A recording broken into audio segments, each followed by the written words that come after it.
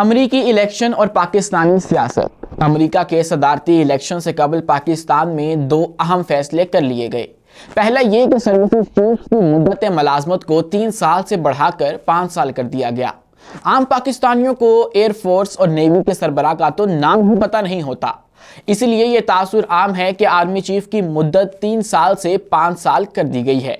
Army act میں ترمیم کے ذریعے یہ کام کرنے والی حکومت کا کہنا ہے کہ آرمی چیف کو 2 سال کی توسیع نہیں دی گئی بلکہ ان کے عہدے کی مدت کا تعین کیا گیا ہے، جس کا اصل مقصد ملک میں استحکام لانا ہے۔ امریکہ کے صدارتی الیکشن سے پہلے دوسرا اہم فیصلہ آئینی عدالت کے سربراہ کی تقرری ہے۔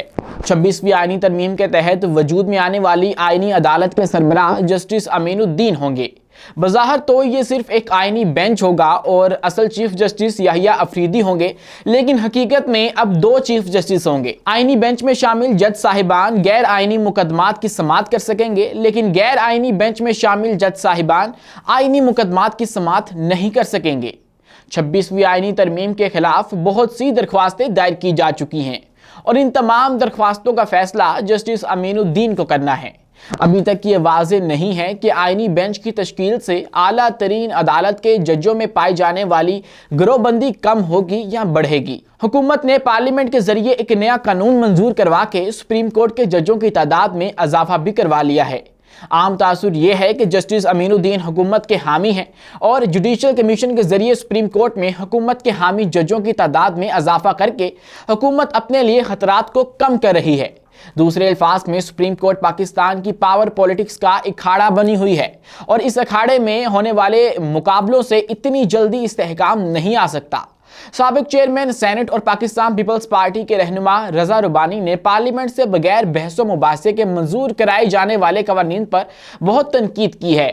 انہوں نے ایک بیان میں ان قوانین کی منظوری کو خوف کا نتیجہ قرار دیا اور کہا کہ ایک خوفزدہ پارلیمنٹ کا وجود ہمیشہ خطرات میں گھرا رہتا ہے۔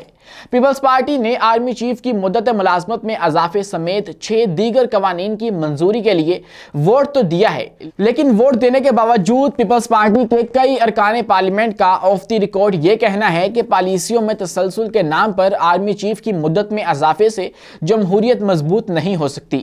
جمہوریت کی مضبوطی کا تعلق آئین پر عمل درآمد میں ہے، لیکن موجودہ پارلیمنٹ آئین کی شکل بگاڑنے میں سہولت کاری کر رہی ہے۔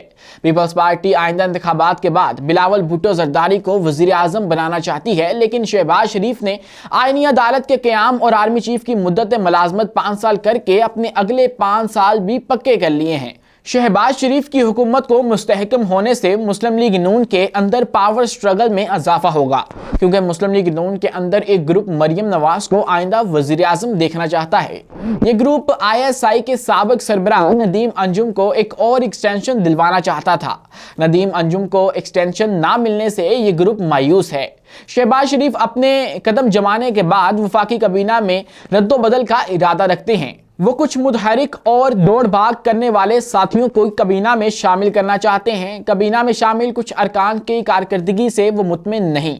وہ ان سست رفتار ساتھیوں کو کابینہ سے نکالنا چاہتے ہیں، لیکن ان صاحبان کو نواز شریف کی خوشنودی حاصل ہے۔ شہباز شریف کی پوری کوشش ہے کہ وہ بطور وزیر اعظم اپنے بھائی نواز شریف کو ساتھ لے کر چلیں اور وہ تمام اہم فیصلے اپنے بھائی کے مشورے سے کرتے ہیں، لیکن ان کی سیاسی بقا حکومت کی کارکردگی سے مشروط ہے۔ حکومت کی کارکردگی میں بہتری نہ آئی تو اس کا اثر ان اداروں کی شہرت پر بھی پڑے گا جو حکومت کے پیچھے کھڑے ہیں۔ حکومت کی کارکردگی بہتر نہ ہوئی تو یہ تاثر تقویت پکڑے گا کہ شہباز شریف نے محض اپنے اقتدار کو دوام بخشنے کے لیے آرمی چیف کی مدت ملازمت کو 3 سال سے 5 سال کیا۔ اگر ان کی کارکردگی بہتر ہوگی تو ریاستی اداروں پر کی جانے والی تنقید میں بھی کمی ہو سکتی ہے۔ فی الحال پاکستان تحریک انصاف موجودہ حکومت کے لیے کوئی بڑا خطرہ پیدا نہیں کر سکی، لیکن حکومت کو اندر سے کئی خطرات کا سامنا ہے۔ پاکستان تحریک انصاف 9 نومبر سے حکومت کے خلاف کسی نئی تحریک کے آغاز میں تیاریوں میں ہے۔ تحریک انصاف نے نومبر 2022 میں بھی ایک تحریک چلانے کی کوشش کی تھی۔ اس کوشش کا مقصد جنرل عاصم منیر کی بطور آرمی چیف تقرری کو روکنا تھا۔ تحریک انصاف اس کوشش میں کامیاب نہیں ہوئی۔ 2 سال بعد تحریک انصاف ایک دفعہ پھر نومبر میں تحریک چلانے کی کوششیں کرے گی۔ تحریک انصاف کا خیال ہے کہ امریکہ کے صدارتی الیکشن کے بعد پاکستان میں انسانی حقوق کی خلاف ورزیوں پر عالمی توجہ حاصل کرنا آسان ہوگا۔